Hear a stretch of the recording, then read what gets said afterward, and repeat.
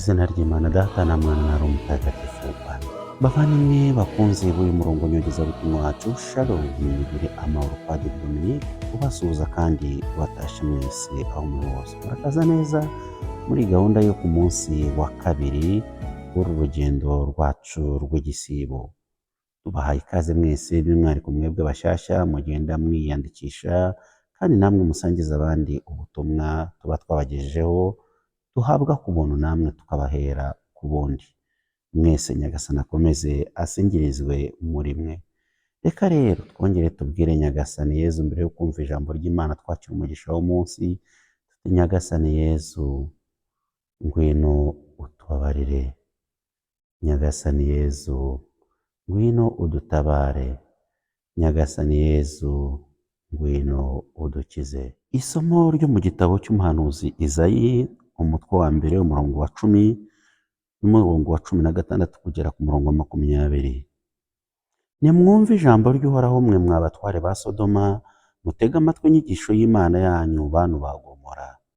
Nimwiyuhagire mwisukure, nimumvane imbere ibikorwa bibi byanyu kandi muherukire aho kugira nabi. Nimwige gukora ikiri cyiza, muharanire ubutabera, murenganure urengana, murwane ku mfubyi, mutabare umupfakazi. Uhoraho avuze atya: nimuze tuburane. Naho ibyaha byanyu byatukura nk'indubaruba, bizahinduka urwererane nk'urubura.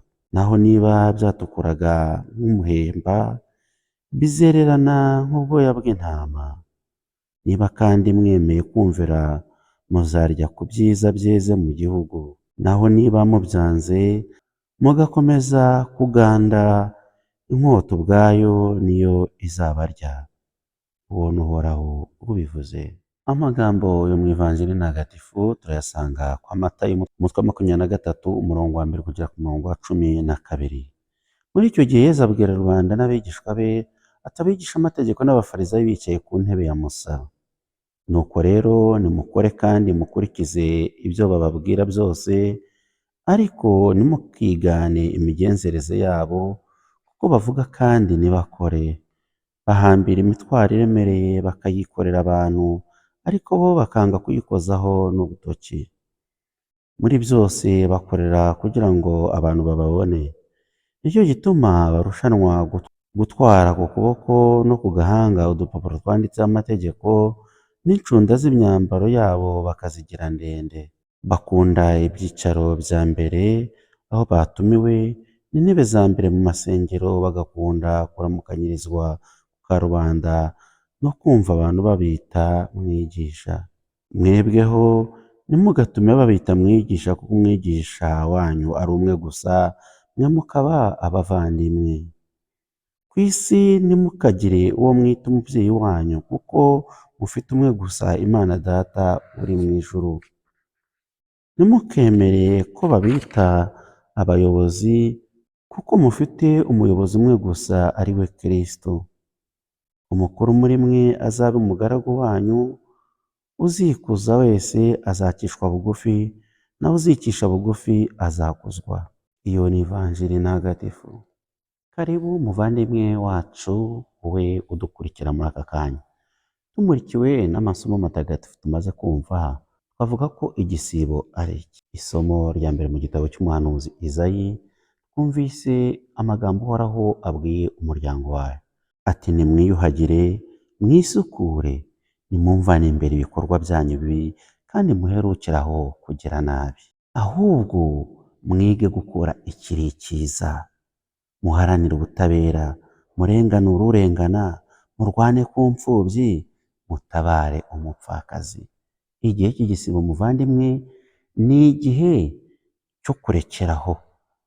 Burya hari igihe umuntu akubwira ngo rekeraho, yani magambo rekeraho ikintu warimo ukora cyangwa wakozaga cyangwa warimo uteganya gukora, ko ati kireke wigikora. Igihe rero cy'igisibo ni igihe cyo kurekeraho ububi bwacu twabagamo, tugaparika, stop. Ni igihe cyo kwisukura, kwiyuhagira. Mu buzima busanzwe muvandimwe, umuntu akenera koga iyo mugiye cyane cyane guhura n'abandi bantu. uroga, ukisiga, ukiborosa, ukitunganya. Ariko se byaba bimaze iki ibyo byose ubaye ubikora ariko umutima wawe wanduye? Yesu ati nimwiyuhagire. Uhoraho ati nimwiyuhagire. Ntabwo ari kuvuga kwiyuhagira cyangwa se koza inyuma. Ibyo ntabwo ari byo. Nimwoze imitima yanyu, mwuhagire imitima yanyu, maze mube bazima. Nimwige gukurikira icyiza. Erega hari icyiza hakaba n'ikibi. Ariko umukristo iteka agomba guhora yihatira gukurikira icyiza. Icyiza kuko nicyo kigomba guhora gitsinda ikibi. Nimuharanire ubutabera, murenganura abarengana, imfubyi, abapfakazi, aho hose nimutabare. Igihe cy'igisibo muvandimwe ni igihe cyo kwimakaza ubutabera mu muryango. Ni igihe cyo gukora icyo Imana ishaka mu bavandimwe. Ni igihe cyo kwemera ko ijambo Uhoraho akubwira ari impamo. Ese wowe n'Imana uwaba umunyamafuti ni uwuhe?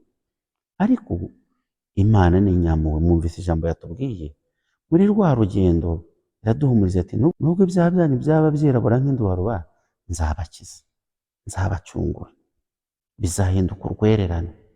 Nyagasani nta cyaha atababarira, nta cyaha Nyagasani atababarira, ntacyo atababarira. Nawe rero muvandimwe urasabwa gukora urwo rugendo rwo kuva mu kibi ukajya mu cyiza. Iyuhagire. Turiyuhagiye iki? Umukristo mu gihe cy'igisibo penitensiya niyo imufasha. Ndavuga Kristo Gatolika ubwo bayikora, cyangwa se bitewe n'ukuntu imyemerere yawe nkurikira imeze. Ariko ni igihe cyo kwanga ikibi ukajya mu murongo w'icyiza, kandi ukabikora bigaragariza nanone ni ku giti cyawe ariko no mu bavandimwe, kuko Uhoraho ati imfubyi, abapfakazi, abo bose baciye bugufi nibo ugomba kugaragarizamo ubuntu bw'Imana. Niyo mpamvu muvandimwe uyu munsi wabwira Yezu ngo ndashaka nanjye guhinduka. Yezu mfasha, Yezu ndwanaho, Yezu nyongerera imbaraga, mve mu murongo mubi ngane mu murongo mwiza. Ukaba ufite icyo cyifuzo cyawe. Yezu mu mutima wo kureba abarengana. Nanjye umusanzu wanjye, umuganda wanjye nshobora gutanga mu kurenganura abarengana, mutange. Cyane cyane abo baciye bugufi, abo bababaye. Mu Ivanjiri ntagatifu twumvise muvandimwe, Yezu yongeye kubwira abantu bati ntimukagenze nk'abafarisayo n'abigishamategeko, ntimukagenze nkabo. Ibyo bababwira byo mubikore, kuko ni teori nyine n'imirongo ngo barayivuga myiza, ariko ntimukagenze nkabo nyabuneka. Igihe cy'igisibo ni igihe cyo kugendera kure uwo tubona ko agenza nabi. Kugenza nabi ni iki Yezu avuga? Nibyo bita hipokrisi, uburyarya, ubuhendanyi, ubucakura. Ni ukuvuga ngo ni ukwishushanya, kuko abafarisayi hari isura berekanaga. Mwumvise ngo bashyiraga n'amategeko aha. Gushyira amategeko aha twabigeranya n'iki? Benda tuvuge nk'uko wabona umuntu yambaye ishapure, ariko akaba atagira gute, atanayivuga. Ashobora no kuba anayambara nubwo yaba anayivuga, ariko atavuga rumwe nayo. Byose byaba bimaze iki? Hari umuntu wigeze kutubwira ati mujya mubona uburyo abantu bashyira amashapure mu mamodoka. Abantu benshi bashyira amashapure mu mamodoka, kandi hejuru kuri ya retroviseur hejuru ugasanga ishapure igenda igira gutya. Ariko burya hari benshi bashyiramo amashapure mu mamodoka badashobora no kuvugana ndakuramutsa Mariya, ariko bikaba bimeze nko kuraguza ibyo arimo. Kanambika imodoka yanjye ishapure, nta kizidi izakorwa. Ishapure si yakorewe kwambika imodoka kugira ngo irinde akisida? Ugira ngo cya mbere ni ukwemera kuyitwara. Kwemera wowe uyitwara niko kugaragara. Yezu rero ari kuburira beti ntimukagenze nkabo, ntimukitware nkabo, kuko ni abibone, ni abirasi, ni abafungamutima. Bafunze umutima, ntibashaka gufungurira umutima yabo ngo bayifungure Uhoraho, kubera ko ibyo bavuga inyuma, yavuze ati ibyo bavuga byo mujye mubikora. Ibyo bavuga inyuma bitandukanye n'ubuzima bagiye gute babayemo bwo kwishushanya. Igihe cy'igisibo rero muvandimwe ni igihe cyo kutishushanya. Niba wabagamo kwishushanya, fata umwanzuro ufunge burundu. Yezu ati abo bafarizayi bakorera abandi umutwaro, ariko bo ntibawukozeho umutwe w'iki? W'urutoki. Baricaye kuri ya ntebe ngo ya Musa, kubera iki? Nibo bari bashinzwe kwigisha amategeko, barayazi neza, ariko bakavuna rubanda. Nyamara Yezu aravuga ngo umutwaro mbakora ntugira gute? Nturemereye. Mu gihe abafarizayi bo bakoreye abantu umutwaro. Mu yandi magambo, amategeko bafite batangaza, ubusobanuro bayaha bwuzuye akarengane muri rubanda. Ahubwo mu gihe cy'igisibo muvandimwe ni igihe cyo kwigendera na Yezu Kristo, uvuga ngo umutwaro mbakorera uroroheje kandi ntugize gute? Nturemereye. Wongera ku umutwaro w'abafarizayi uri kugonda ijosi. Ni muri urwo rwego rero itegeko bigishaga, bigisha amategeko, n'itegeko bari barahawe n'ubundi ni amategeko ya Musa. Kandi amategeko ya Musa yahawe umuryango w'Imana kugira ngo awucungure, la liberation. Ariko aho kugira ngo amategeko acungure, arimo kugira gute? Arimo gutsirakiza umwana w'Imana. Itegeko rya Kristo rero waduhaye ni itegeko ry'urukundo, ntirivunanye. Niyo mpamvu muvandimwe, aba bafarizayi bo barakoresha itegeko kubw'inyungu zabo. Inyungu zabo barafata uwo muhamagaro bari bafite, ubwo buyobozi bari bafite kuri ex cathedra yabo, mu ntebe ye bari bicayeho, bicaye ku ntebe ya Musa, ariko baracira rubanda imanza, barifashisha amwe mu mategeko. Ni nk'uko waba wakwitwaza idini cyangwa se icyo uri cyo cyangwa imyanya wabonye mu idini, ariko ugashikamira abandi. Niyo mpamvu Yezu avuga ati nimukagenze nk'abo nyaboneka. Igihe rero cy'igisibo ni igihe cyo kutagenza nka bamwe mubona bashobora kuba babayobora, ariko ubona baratannye. Ni igihe cy'uko yavuga ibintu wenda ukaba wabikora, ariko wimwigana, wimufataho urugero. Uwemera muvandimwe agomba kurangwa iteka no guca bugufi. Yezu ati ntihakagire umwe mwita umwigisha, mwita umubyeyi wanyu. Umubyeyi wanyu ni umwe gusa, ni Imana yo mu ijuru. Umwigisha ni Yezu Kristo, abandi mubihorere. Kubera iki Yezu abivuga? Ni uko azi neza ko uwemera biwanyu ubundi umugaragu. Niba ushaka kuba uwemera mwiza, umukristo mwiza, ni ukwemera kuba umugaragu, ugaca bugufi aka Kristo. Kristo ni wemeye guca bugufi. Yari Imana, ariko ngo ntiyagundiriye kuresha nayo. Guca bugufi bikunda kutugora, ariko igihe cy'igisibo muvandimwe ni igihe cyo guca bugufi kuri twe no kwacu. Muri Evanjiri muvandimwe, Matayo arongera gucaho umurongo hagati y'imvugo eshatu: data, umubyeyi wanyu, cyangwa se umwigisha, ndetse n'abavandimwe. Abakristo rero beza bo bagomba ngo guhora babanye nk'iki? Nk'abavandimwe. Bityo iyi Evanjiri iri gusenya ikintu twakwita hierarchie pyramidale, cyangwa se za nzego. Kuko burya abantu bakunda ubuyobozi. Abantu byaba no mu by'Imana, nimwe ngo ubuyobozi busanzwe muri iyi si, no mu by'Imana abantu bakunda ubuyobozi cyane. Hari n'abagirana nabi kugira ngo babubone, cyangwa se bakabugeraho bagize nabi. Ibyo rero Yezu ati ibyo by'ubuyobozi, ibyo by'inzego by'iki murashaka iki? Ni mube hagati yanyu gusa mwebwe iki? Abavandimwe. Ubuvandimwe burahagije.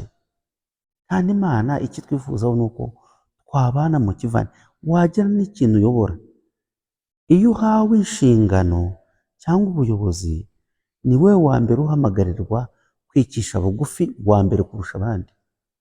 Kuko na Yezu yicisha bugufi, kugira ngo kwicisha bugufi kwe kumvikane, kunagaragare, nuko yari umwana w'Imana nuko yari umwana w'Imana akicisha bugufi akaza muri iyi si.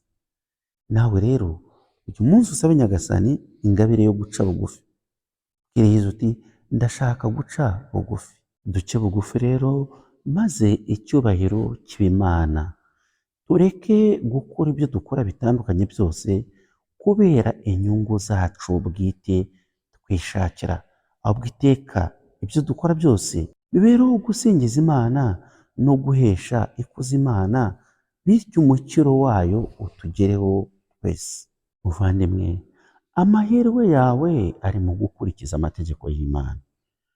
Nk'uko isomo rya mbere ryashoje rivuga ngo, nimwumvira amategeko yanjye muzarya imbuto zo muri kino gihugu.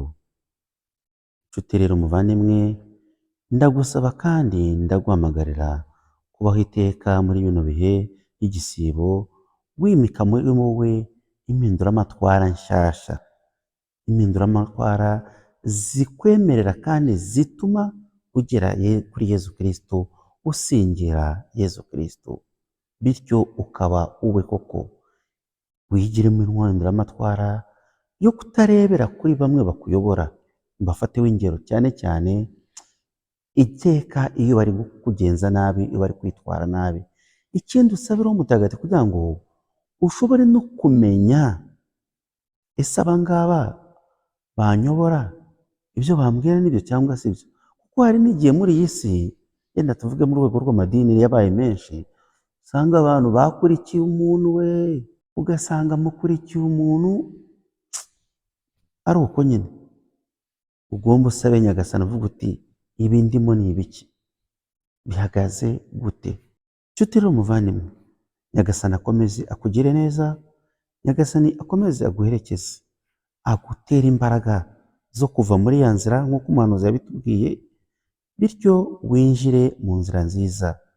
Agutera imbaraga zo kutabaho mu kwishushanya n'umwiryo bya gifarisayi, ahubwo igisibo ugarukire Nyagasani Imana yawe, kandi mu bwicishe bugufi. Ineza, impuhwe n'urukundo bya Nyagasani Yezu Kristo bihorane nawe n'abawe bose. Shimirwa Nyagasani Yezu Umwami wacu, shimirwa kubw'ibi byiza byose uhora utugirira mu buzima bwacu bwa buri munsi. Yewe n'ibyo tutibuka kugusaba tugushimira, ubishimirwe Nyagasani Yezu.